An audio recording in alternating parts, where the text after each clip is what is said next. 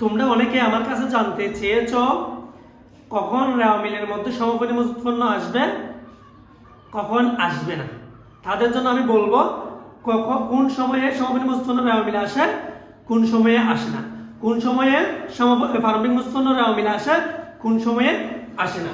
একটু আমরা জেনে নিই। যদি রেওয়া মিলে সমন্বিত ক্রয়, যদি রেওয়া মিলে সমন্বিত ক্রয় কথাটি থাকে, যদি রেওয়া মিলে সমন্বিত ক্রয় কথাটি থাকে, তাহলে সমাপনী মজুদ পণ্য রেওয়া মিলে আসবে, প্রারম্ভিক মজুদ পণ্য রেওয়া মিলে আসবে না। তার মানে কি, তোমাদের প্রশ্নের উদ্দীপকে যদি সমন্বিত ক্রয় কথাটা বলা থাকে, তাহলে প্রারম্ভিক মজুদ পণ্য রেওয়া মিলে আসবে না, সমাপনী মজুদ পণ্য রেওয়া মিলে আসে। কারণ আমরা জানি সমাপনী মজুদ পণ্য রেওয়া মিলে আসে না, অর্থাৎ সমাপনী মজুদ পণ্য কি রেওয়া মিলে আসে না, সবাই বলি। কিন্তু কখন আসবে সেটা কিন্তু জানি না।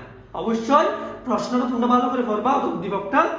যদি কোনো জায়গায় সমন্বিত ক্রয়টা দেওয়া থাকে, টাকার পরিমাণটা দেওয়া থাকে সমন্বিত ক্রয়ে, তাহলে তোমরা কি করবে, সমাপনী মজুদ পণ্যটা রেওয়া মিলে লিখবে, প্রারম্ভিক মজুদ পণ্যটা রেওয়া মিলে লিখবে না। এটা হচ্ছে মূল কথা। সমন্বিত ক্রয় থাকলে সমাপনী মজুদ পণ্য আসবে, সমন্বিত ক্রয় না থাকলে সমাপনী মজুদ পণ্য আসবে না।